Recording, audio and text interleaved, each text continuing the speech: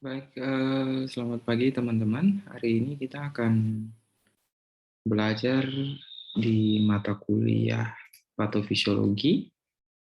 Jadi, untuk materi pertama itu akan kita bahas tentang pengantar patofisiologi.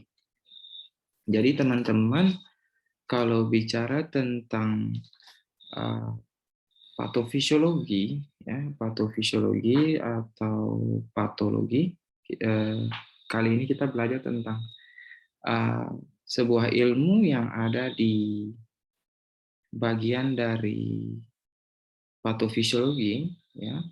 Jadi kalau patofisiologi itu artinya patos, patos atau emosi atau gairah, atau terus kemudian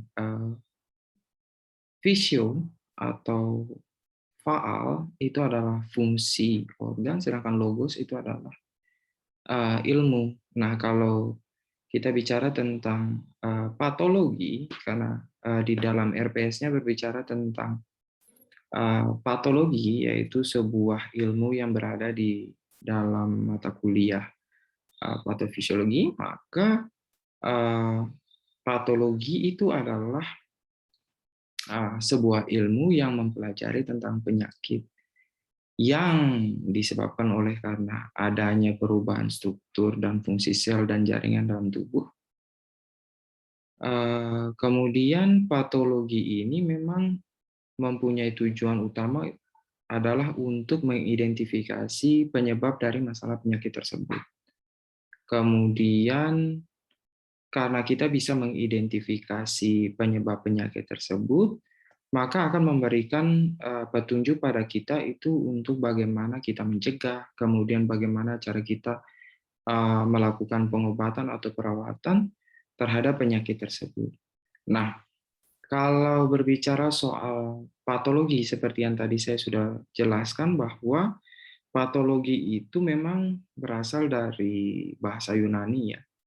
Jadi pato itu adalah emosi, gairah, atau penderitaan, sedangkan logos itu atau logi itu artinya ilmu. Jadi bisa kita simpulkan bahwa patologi ini adalah ilmu yang mempelajari mengapa sampai seseorang itu mengalami penderitaan, ya. Nah, atau secara spesifik dalam bahasa Indonesia itu uh, untuk mengetahui mengapa seseorang itu dia sakit, seperti itu. Nah, uh, patologi ini memang dia berkembang sejak tahun sekitar 1821 sampai 1902. Itu seorang ahli itu namanya Rudolf Virchow. Jadi memang ini sudah ahli patologi terkenal, itu dia menemukan bahwa bagian terkecil yang membentuk tubuh manusia itu adalah sel, ya. Itu statementnya. Kemudian perubahan sel itu dia amati gunakan mikroskop. Nah, hal ini yang uh, memberikan dasar pengetahuan bahwa penyakit itu pun juga diakibatkan karena perubahan di dalam sel. Nah, kemudian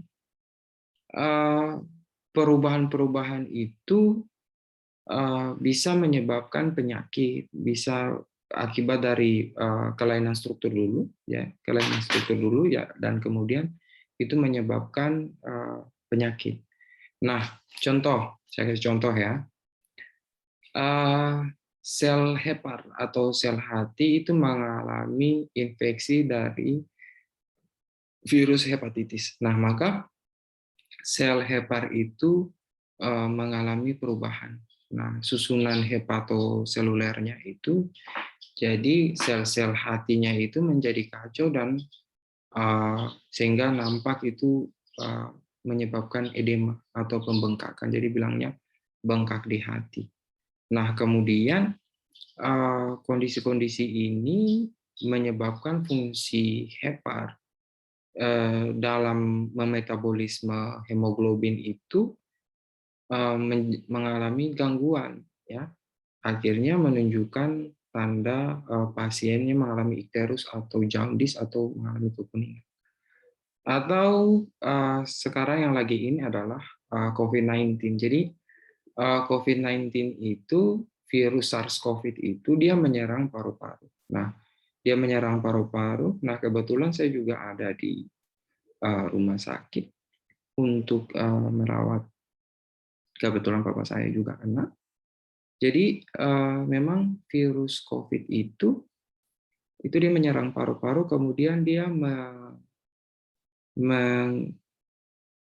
menyerang sel paru-paru dan kemudian terjadi fibrosis atau apa ya, pengerasan ya. Tapi itu adalah efek nanti, tapi yang disebabkan oleh virus ini yang menyerang paru-paru itu adalah lebih kepada bagaimana dia menyebabkan perlukaan pada dinding paru-paru, kemudian terjadi pengeluaran cairan yang berlebihan, mukus sebagai respon inflamasi, kemudian terbentuk inflamasi di sana, muncul nanah, dan kemudian dahak yang banyak tapi terkumpul di dalam paru-paru sehingga saturasi oksigennya menjadi meningkat. Tandanya adalah pasien adalah sesak napas, kemudian batuk, kemudian saturasi oksigennya bisa jatuh sampai di bawah 88%, ya, saturasi oksigen perifer. Nah, itu adalah bagian dari proses penyakit yang harus kita pahami. Nah, itulah kenapa sampai kita belajar tentang patologi atau ilmu yang mempelajari penyebab dari sebuah penyakit. Ya. Nah, jadi patologi ini lebih banyak memang menjadi dasar ya, menjadi dasar. Jadi dasar dalam praktek klinik, makanya di dalam patologi itu dia terdiri dari lingkup patologi klinis ya sama patologi eksperimen. Nah, kalau berbicara soal patologi klinis, maka dia lebih banyak menekankan pada analisis penyakit. Kemudian dia juga lebih mempelajari lebih dalam tentang penyebab atau mekanisme dari penyakit tersebut serta pengaruhnya terhadap organ dalam sistem tubuh manusia. Nah, sedangkan patologi eksperimental itu lebih kepada kegiatan pengamatan, kemudian dilakukan perlakuan dulu pada modelnya bisa binatang, kemudian bisa kultur selnya. Jadi dimanipulasi dulu sistemnya, ya. Contoh kayak tikus dibuat dulu seperti dia punya luka atau dia jadi diabetes dulu atau hiperglikemi, kemudian diberikan perlakuan lain untuk mengobati, kemudian diamati apakah terapinya kita itu dia berefek atau tidak. Itu yang dinamakan dengan patologi eksperimental, seperti itu ya. Nah, kemudian untuk patologi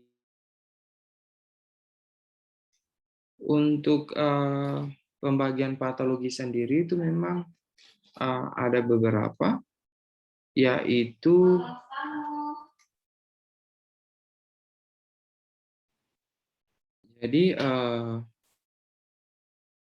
karena patologi ini adalah sebuah ilmu, maka patologi ini bisa dibagi menjadi beberapa bagian. Yaitu yang pertama adalah patologi anatomi. Jadi patologi anatomi itu dia mempelajari kemudian mendiagnosa penyakit itu berdasarkan hasil pemeriksaan sel, namanya juga anatomi ya. Kemudian organ atau jaringan tubuh. Nah, contoh dalam mendiagnosa penyakit tumor yang diderita oleh pasien, biasanya kan kita harus mengetahui bahwa tumor ini dia ganas atau dia jinak, maka kita harus lakukan pengambilan sampel atau biasanya disebut dengan histopatologi. Jadi kita biopsi. Kalau di rumah sakit biasanya dikenal dengan nama biopsi ya. Nah, biopsi ini memang kalau kita lihat memang dia bagian dari histopatologi ya. Jadi dia mengambil sampel dengan cara biopsi supaya memang kita bisa mengetahui tentang kita bisa jadi diambillah biopsi atau sampel dari tumor tersebut kemudian diperiksa. Nah, kalau dibilang biopsi supaya kita tidak salah kaprah, biopsi itu merupakan bagian dari prosedur medis. Jadi diambil sebagian kecil dari sampel, kemudian diperiksa di dalam mikroskop. Nah, biopsi itu memang bisa dilakukan di hampir seluruh tubuh, ya, bisa di hati, sumsum tulang, kulit, ginjal, paru-paru bisa. Nah, biopsi itu pun juga dilakukan untuk identifikasi sel-sel yang abnormal, untuk membantu mendiagnosa, serta untuk bagaimana mengukur tingkat keparahan penyakit melalui beberapa jenis biopsi. Nah, itu untuk yang histopatologi atau biopsi. Nah, beda lagi dengan sitopatologi. Nah, kalau sitopatologi itu kalau tadi itu berdasarkan pemeriksaan jaringan tubuh. Nah, kalau sitopatologi itu memang sama-sama diambil, sama-sama dibiopsi. Nah, tapi ini lebih kepada bagaimana menentukan bahwa ini ganas atau tidak. Ya, itu namanya sitopatologi. Kalau yang tadi itu hanya untuk menentukan diagnosa secara definitif saja. Jadi diagnosa sementara, ya. Jadi diambil biopsi, diambil kemudian diperiksa di bawah mikroskop, ya. Kemudian hanya untuk melihat keparahannya saja. Namun kalau sitopatologi itu bisa langsung menentukan ini ganas atau jinak. Nah, kemudian ada juga yang dinamakan dengan patologi klinik, ya. Patologi klinik. Jadi disebut dengan patologi klinik. Patologi klinik itu yang tadi sudah kita jelaskan di depan bahwa patologi klinik itu memang dia mempelajari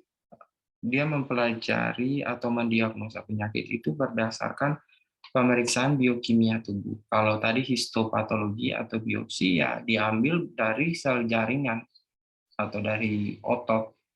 Nah, kalau patologi klinik ini memang diambil itu berdasar dari cairan tubuh, bisa urin, bisa darah, bisa cairan tubuh yang lainnya. Ya. Nah, contoh untuk mendiagnosa seseorang itu DM atau tidak diambil darah, ya, glukosa untuk periksa glukosanya. Untuk mendiagnosa ginjal seseorang maka diambillah urin, bisa juga darah, tapi lebih bagusnya itu ke urinnya. Nah, kalau patologi klinik ini memang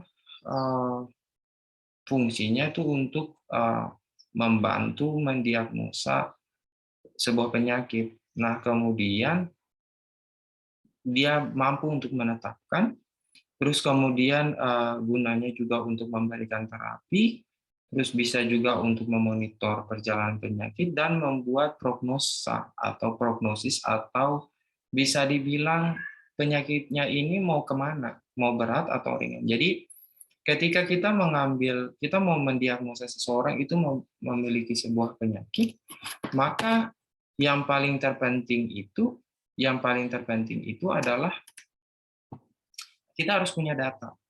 Jadi untuk menentukan bahwa seseorang ini gagal ginjal, kita harus punya data bahwa oh, ginjal ini sudah secara keilmuan sudah ditentukan bahwa oh, ureum kreatininnya harus naik.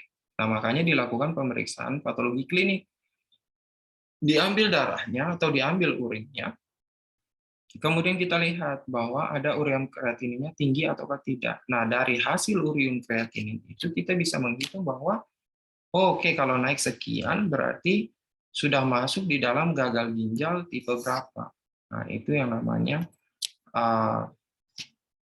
patologi klinik, fungsinya patologi klinik. Terus kemudian kalau seandainya sudah sekian persen, berarti kita bisa menentukan bahwa gagal ginjalnya sudah sekian persen, terus kemudian nanti keadaan pasien ke depannya itu akan seperti begini. Nah, itu biasanya yang ada gunanya dari patologi klinik. Nah, beda lagi dengan patologi forensik. Nah, kalau bicara soal patologi forensik ini, jadi hanya semata-mata untuk menentukan penyebab kematian. Hanya untuk menentukan penyebab kematian. Jadi contoh mau mengatakan bahwa seseorang ini dia bunuh diri, ya kita harus tahu bahwa datanya mana seseorang ini bunuh diri atau dibunuh. Jadi makanya itu adalah gunanya dari patologi forensik. Kalau yang tadi patologi anatomi, ya kalau anatomi ya kita histopatologi atau sitopatologi. Kita ambil biopsi, yang satu untuk menentukan penyakitnya, yang satu ganas atau jinak, gitu aja dulu. Jadi kayak bilang, oke, ada tumor, tapi untuk menentukannya ganas atau tidak ya harus dilanjutkan dengan sitopatologi supaya bisa tahu bahwa ini ganas atau jinak. Terus kemudian kalau patologi klinik ya diambil dari berdasarkan cairan tubuh. Kalau yang patologi anatomi dari jaringan. Nah, kalau forensik untuk menentukan untuk ambil apa namanya? Kalau kita di medis biasanya namanya postmortem dan antemortem, itu sampelnya ya, atau bahkan utuh tubuh manusia diambil kemudian dicek bahwa memang ini memang dia bunuh diri ataukah memang dia dibunuh kan. Nah, ada lagi yang namanya patologi molekuler. Nah, kalau bicara soal patologi molekuler ini sebuah pengembangan ya, sebuah pengembangan ilmu patologi yang mempelajari kemudian mendiagnosa penyakit berdasarkan hasil struktur kimiawi molekul ya. Contoh, mau mau menentukan bahwa ini penyakit anemia ya, paling simpelnya itu anemia. Anemianya ini anemia apa? Kalau contoh kayak macam anemia sickle cell, maka kita bisa tahu bahwa oh, kondisi molekul hemoglobinnya itu dalam keadaan tidak normal ya. Jadi untuk penyakit-penyakit yang sudah sangat dalam, bisa autoimun, bisa sampai penyakit-penyakit modern, itu memang harus dari patologi molekuler ya, pemeriksaan sampai kepada genetika. Contoh kayak macam sindrom Down, kemudian retardasi mental, penyakit-penyakit yang disebabkan karena perubahan genetik dan sebagainya, leukemia dan talasemia dan lain-lain, tidak bisa hanya sekedar pemeriksaan patologi anatomi maupun patologi klinik. Harus sampai kepada patologi molekuler. Seperti itu ya. Oke. Nah, dalam praktisnya ya, dalam prakteknya itu supaya lebih praktis, kita biasanya membagi keilmuan patologi itu menjadi beberapa bagian. Yaitu pertama, yaitu patologi secara umum ya. Jadi patologi umum itu tugas patologi secara umum itu adalah tugasnya untuk mendiagnosa penyakit, ya. Eh, Karakteristiknya seperti apa, mekanismenya seperti apa, itu mekanisme terjadinya penyakitnya seperti apa, itu adalah bagian dari patologi umum. Nah, yang paling sistemik itu adalah sudah spesifik, ya, atau bahkan kompleks, sistemik, spesifik, dan kompleks. Kalau patologi sistemik itu lebih kepada menjelaskan suatu penyakit tertentu berdasarkan pengaruhnya. Jadi pengaruhnya terhadap organ. Jadi contoh kayak macam virus ini, virus corona, kemudian dia menyerang paru-paru, apa yang terjadi di paru-parunya setelah itu. Nah, itu namanya patologi sistemik. Kalau sudah di paru-paru, nanti dia kenanya di mana? Jantung. Setelah dari jantung namanya ginjal, atau paru-paru ginjal dulu ke jantung. Itu yang dinamakan dengan sistemik, atau sudah spesifik perjalanan penyakit, tetapi melibatkan banyak bagian atau banyak organ. Ya. Terus kemudian kalau sudah mengetahui tentang patologi sistemik itu, maka teknologi itu menjadi suatu pilihan yang harus memang benar-benar dikuasai. Jadi ada beberapa teknik pemeriksaan patologi yang memang harus teman-teman kuasai, seperti patologi makroskopik, ya. Patologi makroskopik itu ada dibagi dengan otopsi klinis dan otopsi forensik. Nah, kalau patologi makroskopik ini itu memang secara mata telanjang kita harus mempelajari penyakitnya, ya. Nanti setelah itu baru kita menggunakan peralatan mikroskop dan lain-lain, tapi secara mata telanjang kita harus bisa mendiagnosa sebuah penyakit, ya. Jadi makroskopi bukan mikroskopi, ya. Makro masih besar, ya. Jadi dengan mata telanjang kita bisa langsung mendiagnosa penyakit, ya, seperti itu. Dan memang diagnosanya memang harus tepat. Nah, kalau pemeriksaan patologi makroskopik yang sampai saat ini masih digunakan itu seperti otopsi, ya. Otopsi itu kan bedah mayat seperti itu. Lihat bahasa Latinnya saja, bahasa Yunaninya saja, bahwa otopsi itu artinya adalah lihat dengan mata kepala sendiri, ya, kemudian menentukan atau memutuskan penyebabnya. Jadi itu yang namanya patologi makroskopik. Jadi melihat dengan mata telanjang, ya. Nah, kalau otopsi klinisnya ini yang merupakan bagian dari patologi makroskopik ini memang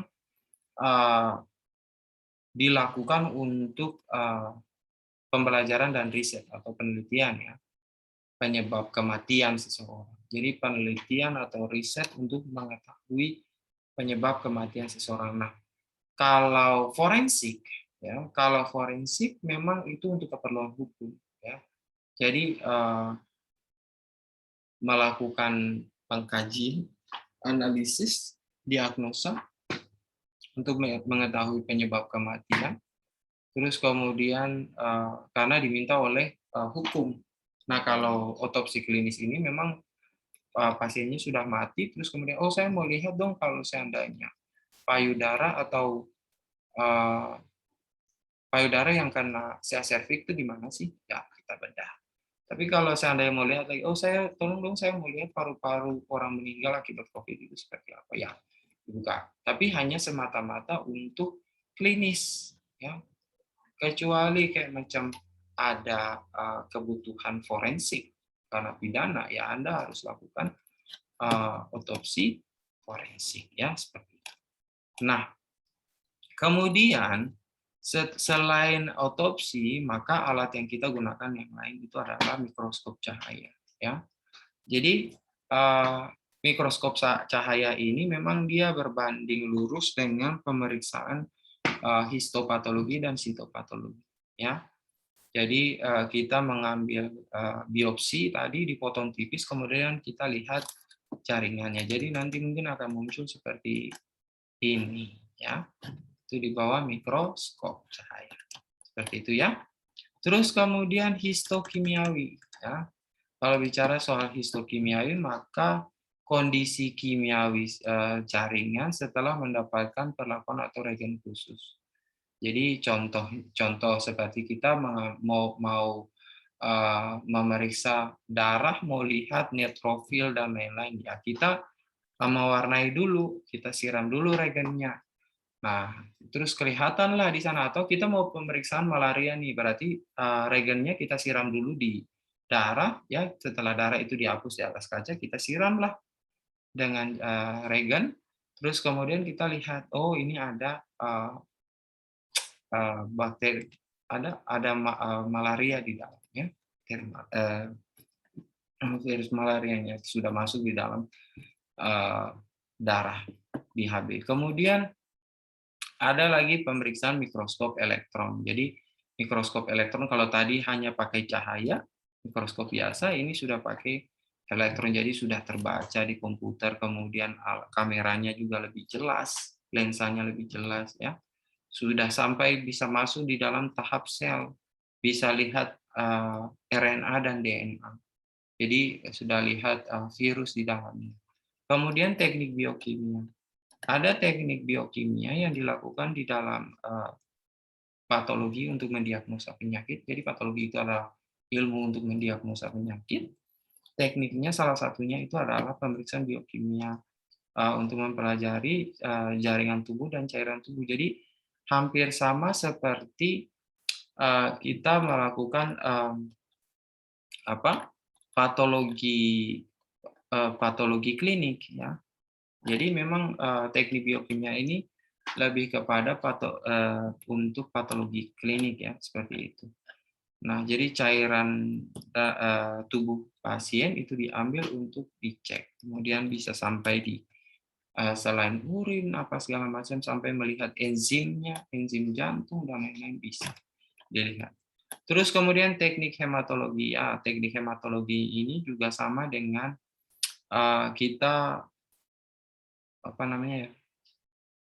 teknik mikroskop cahaya, atau bisa juga ini adalah bagian dari teknik patologi klinis, ya. Jadi kita menghitung sel, ya, menghitung sel dengan peralatan yang seadanya, seperti itu. Jadi itu teknik hematologi seperti yang tadi saya jelaskan untuk mendiagnosa malaria, ya, seperti itu.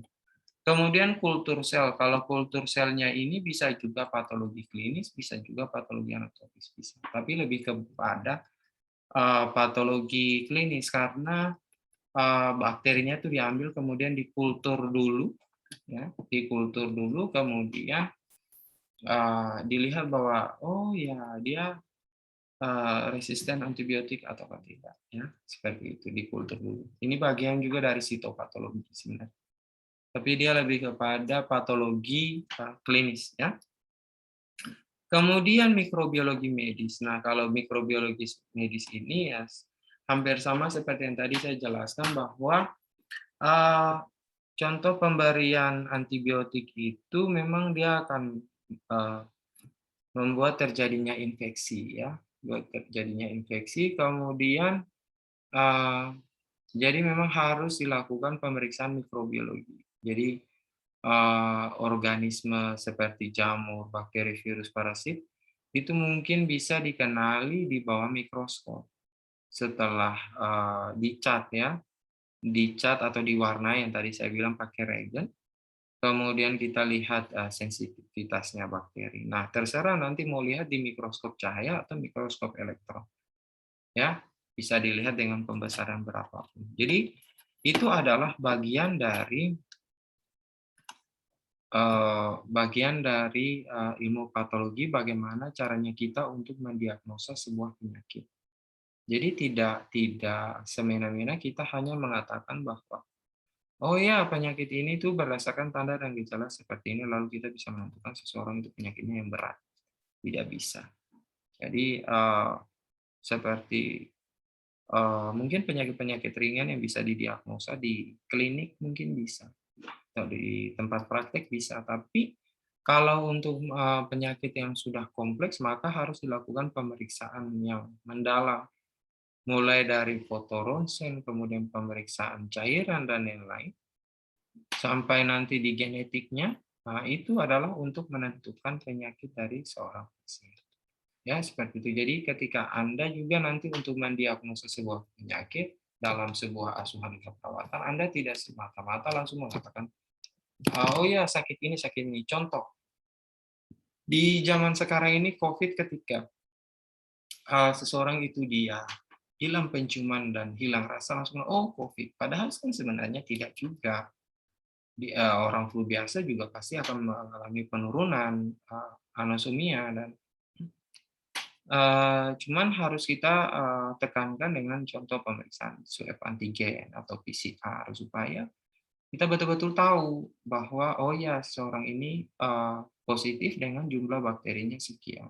Ya kalau seandainya bakterinya virusnya replikasi virusnya sekian melalui PCR contoh. Kalau sudah lebih dari 40 ya mungkin bisa negatif, tapi kalau di bawah 40 ya jumlah virusnya banyak seperti itu. Jadi makanya bisa positif, maka klinisnya si pasien juga memang memberat seperti itu. Mana banyak hal yang memang harus ditunjang dengan data. Contoh Anda juga melakukan pengkajian, tidak hanya dengan wawancara, tetapi harus juga melihat hasil pemeriksaan penunjang. Jadi memang patofisiologi ini lebih menekankan pada hasil pemeriksaan penunjang sebagai data valid untuk menentukan penyakitnya seseorang. Jadi tidak semata-mata Anda bisa menentukan penyakit dari seorang pasien. Jadi harus ada data-data penunjang. Jadi selain pemeriksaan fisik, kemudian 13 kebutuhan dasar manusia harus dilengkapi juga dengan pemeriksaan penunjang. Seperti itu ya. Oke, tergantung dengan penyakitnya seperti itu. Oke, mungkin saya cukupkan sampai di sini. Silakan tugas nanti dikerjakan. Selamat siang dan tetap sehat, tetap semangat.